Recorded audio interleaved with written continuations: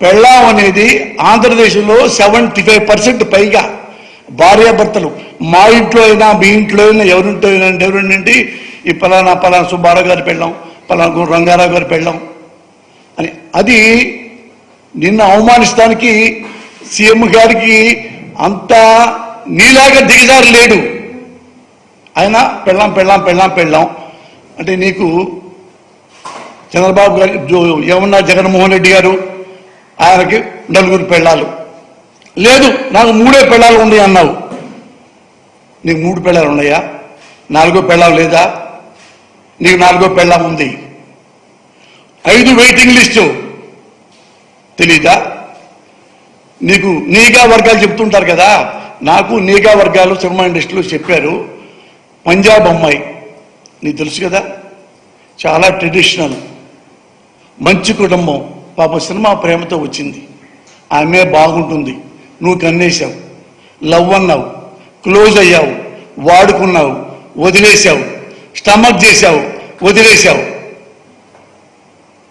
ఏమంటారు దీన్ని? నువ్వే చెప్పు. దీన్ని ఏమంటారు? పెళ్ళాం అంటారా లేదా పెళ్ళాం అంటారా? నువ్వు చెప్పాలి కదా, నువ్వు చెప్పు.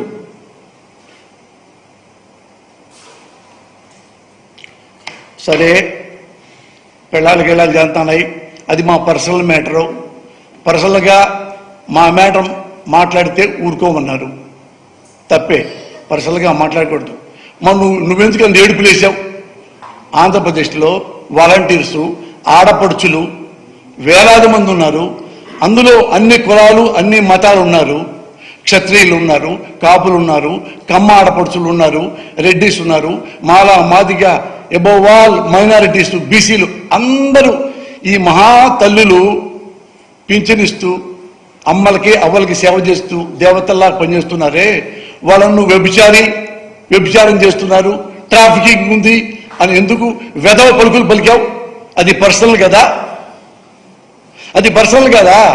నిన్ను పెళ్ళామంటేనే ఈ లెవెల్లో సీఎం లెవెల్లోకి వెళ్ళావు, డ్రామా ఆడి. మరి ఎంతమంది ఆడపడుచుల్ని ఆంధ్రప్రదేశ్లో ఎంత చీప్గా మాట్లాడావు, ఎంత చీపు. అది చీపా? పలానా పోసాలు పెళ్ళామంటే చీపా? నీ మైండ్లో ఉంది. నీ మైండ్లో ఏంటంటే ఆడ ప్యాకేజీ పుచ్చుకున్నావు, ఎంత వీలైతే ఈ నెలలో అంత బాగా తిట్టేసాయి అని చంద్రబాబు గారి ఒక అర్జీ. అందుకే ఏమున్నా సరే ఎప్పుడు ఒట్టిగాల మీద వెళ్ళిపోతున్నావు. అయినా నువ్వెంత ధైర్యస్తుడో తెలుసా? మీ ప్రజలకు మీరు కూడా వినాలి. ఈ పవన్ కళ్యాణ్ ఎంత ధైర్యస్తుడు అంటే, వన్స్ ఆన్ టైం హైదరాబాద్లో ఉన్నాడు. హైదరాబాద్లో ఉండి ఒక మీటింగ్కి వెళ్ళి, అప్పుడు కేసీఆర్ గారు తెలంగాణలో, కేసీఆర్ గారి గురించి ఓ భయంకరంగా కామెంట్లు చేస్తా, జోవియల్గా చప్పట్లు కొట్టించుకుంటా ఫ్యాన్స్కి ఆయన విమర్శించాడు కేసీఆర్ గారిని, తెలంగాణ ఉద్యమ నేతని. ఇది కేసీఆర్ గారికి జారదీశారు. కేసీఆర్ గారు ఎవడరా వాడు? పవన్ కళ్యాణ్. అరే పవన్ కళ్యాణ్ యాస్టివ్గా కేసీఆర్ గారు అన్న మాటలు క్లిప్పులు ఉన్నాయి, మీరు చూసుకోండి. అరే పవన్ కళ్యాణ్ నా కొడక, ఇట్లా ఇట్లా చిటికలైతే తుణకలైపోతావు నా కొడక.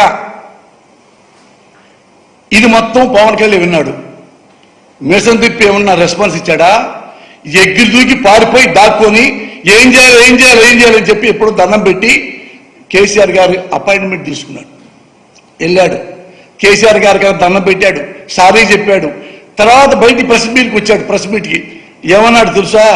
సార్, కేసీఆర్ గారు గొప్ప మేధావి, ఉద్యమకారుడు, ఇంత డెడికేషన్ ఉందని నాకు తెలియదండి, ఇంత డెడికేషన్ ఇందులో ఉందని, హౌ గ్రేట్ హీఈజ్ అని ఒక అరగంట పాటు కేసీఆర్ గారిని పొగిడి ఆ నుంచి పారిపోయి వచ్చాడు.